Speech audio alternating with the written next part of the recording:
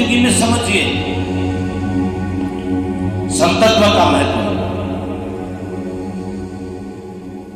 संतत्व आज का जो संतत्व है या हजारों वर्ष का जो संतत्व रहा, सनातन धर्म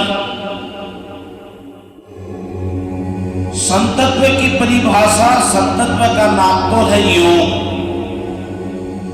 ब्रह्म का ज्ञान, धर्म का ज्ञान, साधना वो तपस्या। योग से प्रारंभ होनी चाहिए संत की जो भी, इसके आधार पर संत होता है। मगर आज जो संत है वो, आज का संत जो बनता है वो किसी परंपरा से संत बन रहा है। कोई नाथ परंपरा से संत बन गया, कोई दास परंपरा से संत बन गया, कोई गिरी पुरी भारतीय सन्यासी आदि जो परंपराएं चल रही उनसे संत बन जाता है। उसका संतत्व से कोई लेना देना नहीं है कि संत कि जो क्या जानता है, संत धर्म के बारे में क्या जानता है, ब्रह्म के बारे में क्या जानता है, योग के विषय में क्या जानता है, इसका कोई लेना देना नहीं। परंपरा से बन गया कोई संत। या फिर दूसरी परंपरा ये होगी संतत्व की कि कोई आज की कोई आदमी के शारीरिक मानसिक आध्यात्मिक बीमारी है,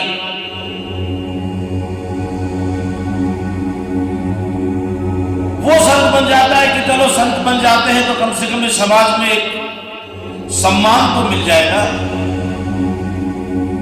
बाना ही तो पहनना है, संत में सम्मान मिल जाएगा, ज्ञान हो चाहे मत हो, सब जानता हो चिलक बिना भांग खाना, मगर फिर भी भांगड़ची गणड़ची बहुत ऐसे लोग हैं जो उनके चेले होते हैं बड़े बड़े। ऐसे कोई संतत्व नहीं, धर्म को नष्ट करने वाले हैं, सनातन धर्म को नष्ट की परंपरा इसमें भयंकर।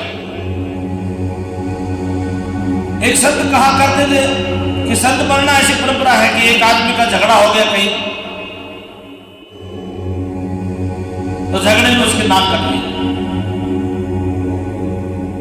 अब नाक कटना भी एक विचित्र बात हो जाती है कि कान कट जाए तो छुपा ले, टोपी लगा ले, आंख में कुछ लग जाए तो चश्मा लगा ले, मगर नाक को कहां छुपाए, नाक कट गई। उनके मन में एक कुटिल ताई कि क्यों ना समाज में सम्मान पाने के लिए संत बन जाते हैं, और कहीं गए और संत बन गए।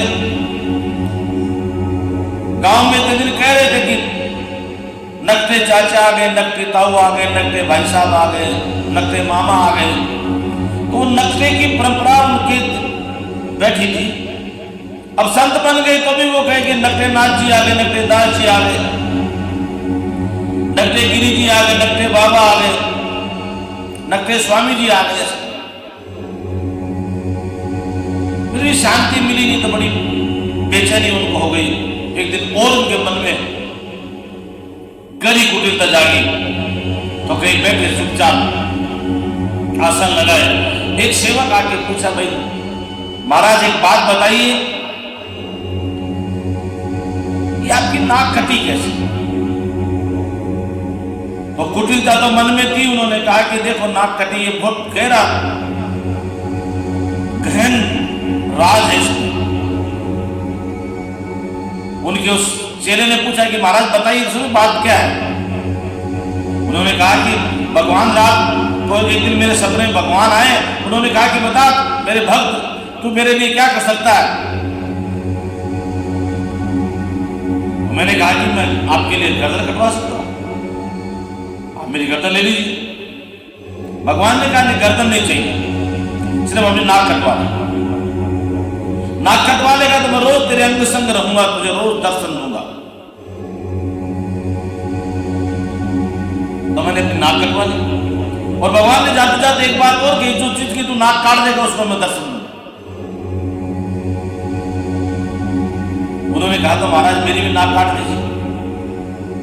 उन्होंने कहा नहीं नहीं रहने दो, नाक कटवा क्या करो? उन्होंने कहा नहीं, नाक ही तो कटेगी, भगवान तो मिलेंगे, कम से कम भगवान तो दर्शन हो जाएंगे। तो संत महाराज ने उनकी भी नाक काट दी।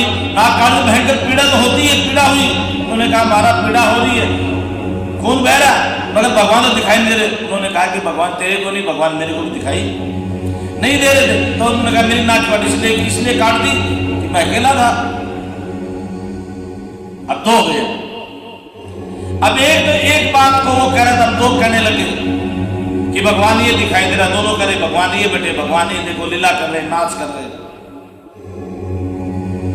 लोग देख के ऐसे करते करते लोगों को 200-300 नकटे हो गए। ऐसे करते करते सालों में हजारों नकटे पैदा कर दिए। वो तो एक सच्चा इंसान आया, उनकी नाक कटी तो उनको कुछ नहीं मिला। तो उन्होंने साहस किया इस बात का कि इस नाक कटवाने में कुछ नहीं है, और नकटों के जवाब में नाक कटाने से कुछ मिलता भी नहीं है। उन्होंने कहा कि कुछ नहीं है, नाक कटाने से ना भगवान मिल रहे, ना कुछ नहीं मिल रहा, ना शांति मिल रही है, ना सुख मिल रहा, ना आनंद की प्राप्ति, कुछ नहीं मिल रहा। ये सब झूठी बातें ही झूठे। तो झूठों की जमात को कहते हैं कि एक पल नहीं जिए जो इंसान की तरह आजकल पूजे जा रहे हैं भगवान की तरह। एक पल नहीं जिए जो इंसान की तरह आजकल पूजे जा रहे हैं भगवान की तरह। मेहरबानी मीडिया की रुकू की वजह से जो प्रचार इतनी भयंकर चीज है, नकटों का प्रचार, तो नकटों की जमात खड़ी हो गई। मेहरबानी मीडिया की रुपयों की वजह से बाजार में छा गए हैं तूफान की तरह। तूफान की तरह छा रहे। हो महाराज, बड़े महाराज, राणा महाराज, ठिमका महाराज औरों को संदेश दे रहे हैं शांति का,